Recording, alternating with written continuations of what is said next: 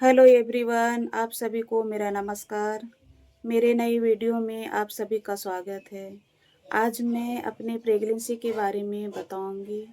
मेरे प्रेगनेंसी के दौरान क्या-क्या मुझे दिक्कत आई है, किन-किन परेशानियों से मैं गुजरी हुई हूँ, उसको मैं आप लोगों को बताऊंगी।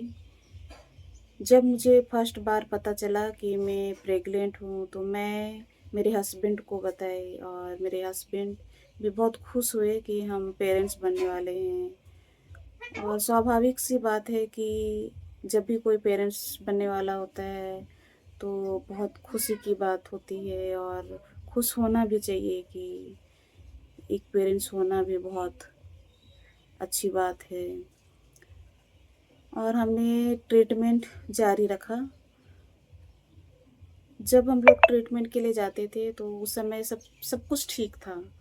और उस समय मैं घर का खाना नहीं खा पाती थी। और जब भी हम लोग बाहर जाते थे तो फास्ट फूड खा लेते थे। ये कभी-कभी मैं पानी पूरी से रह जाती थी। शायद ये सब मेरे में कमी रही होगी कि बच्चे में क्या-क्या कमी आ सकती थी, तो वो इसी कारण भी हो सकता है कि बाहर का खाना खाती थी। और जैसे-जैसे होते गया फिर ट्रीटमेंट जारी था। 5वाँ महीना के बाद जब टारगेट सोनोग्राफी दिया गया तो उस समय मैं टारगेट सोनोग्राफी कराए। उसके बाद हम लोग जितने भी पेरेंट्स बने हैं उनको पता ही होगा 5 महीना के बाद टारगेट सोनोग्राफी दिया जाता है। उसमें हम लोग को जब डॉक्टर के पास गए तो हम लोग को पता चला कि बच्चे की ग्रोथ कम है और पानी की कमी है। तो डॉक्टर ने भी बोला कि ट्रीटमेंट जारी रखो, सब सही हो जाएगा, कोई दिक्कत नहीं होगी। आप लोग ट्रीटमेंट जारी रखोगे तो कोई दिक्कत नहीं आएगी। तो हमने भी उनकी बातों को माना और ट्रीटमेंट जारी रखी। तो जो-जो ट्रीटमेंट दिया था हमने शुरू कर दिया। मेरा उस दिन से मेरा डेली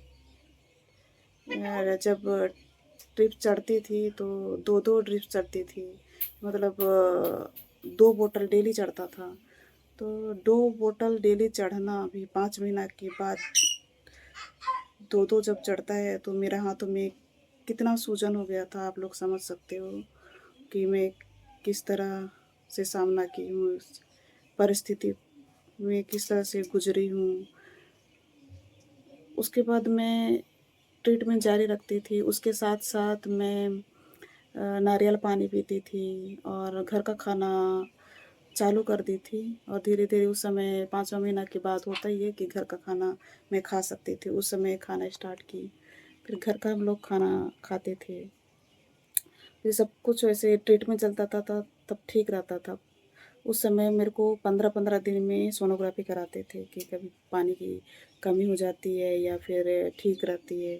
तो कभी-कभी ये रिकवर हो जाता था कि पानी अभी ठीक है, बच्चे की हलचल अभी पता चलती थी तो चलो ठीक है कि चल रही है। तो उस समय हम लोग का था कि कभी-कभी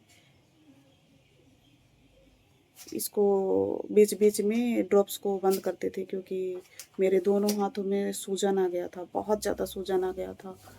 हाँ, फिर मैं नारियल पानी पीती थी बीच-बीच में। बीच-बीच में नहीं, डेली मैं नारियल पानी पीती थी उस समय। तो दिन में करीबन 2 या 3 टाइम पीती थी। तो वही नारियल भी बहुत फ़ायदेमंद होता है। अगर आपके परिवार में या फिर आपके रिश्तेदार में या आस पड़ोस में भी अगर कोई ऐसे प्रेग्नेंट लेडी है, शुरुआती है, तो मैं उन लोगों से यही कहना चाहूँगी कि आप लोग भी उनको सजेस्ट कीजिए। मैं भी हमेशा जब प्रेग्नेंट लेडी को देखती हूँ, शुरुआती रहता है, तो मैं यही सजेशन देती हूँ कि आप लोग नारियल पानी पीजिए, उसमें बहुत फ़ायदा रहता है और कभी पानी की कमी होने नहीं देता है। और मैं भी नारियल पानी पी के और ड्रिप्स के साथ-साथ में नारियल पानी पीती थी। उसके बाद में वही 15-15 दिन में हम लोग का सोनोग्राफी चलता था। तो ठीक था ऐसे। फिर कभी कम हो जाता था तो ज़्यादा नारियल पानी पीने के लिए सजेस्ट किया जाता था, तो मैं ज़्यादा पीती थी उस समय। उसके बाद में ऐसा होते गया, कभी कम कभी ज़्यादा ऐसे टाइप का हो जाता था। उसके बाद में 7 महीना के बाद मोमेंट बहुत कम पता चलती थी कि कभी हो रहा है, कभी नहीं हो रहा है। क्योंकि जब बच्चे का धीरे-धीरे ग्रोथ बढ़ता है, तो उसके लिए पानी भी ज़्यादा ज़रूरत पड़ती थी। तो मोमेंट कम होता था, तो मैं उस समय जाती थी, तो वही अल्ट्रासाउंड कराते थे, तो कभी-कभी ऐसे मेरे को पता नहीं चलता था, तो अल्ट्रासाउंड कराते थे, उस समय सब कुछ थोड़ा ठीक है, ऐसे करके बोलते थे। जब मेरे को जब मोमेंट पता नहीं चलता था, तो मैं बहुत डर जाती थी। 7वाँ महीना, 8वाँ महीना मेरे लिए बहुत मुश्किल था कि एक-एक दिन किस तरह काटूँगी, आज बीत जाए, आज का दिन कट गया, कल कैसे कटेगा? ऐसे 8.5 महीना तक मैं रही हूँ। उसके बाद में जब मेरे दोनों हाथों में बहुत ज़्यादा सूजन आ गया था, तो मेरी हालत को देखते हुए और मूवमेंट भी बहुत कम पता चलते थे, तो डॉक्टर ने यही सजेस्ट किया कि इसको जल्दी डिलीवरी करेंगे, क्योंकि बहुत दिक्कत हो सकती है, उसका कोई रिस्क नहीं ले सकते हैं, इसलिए जल्दी इसको डिलीवरी करेंगे।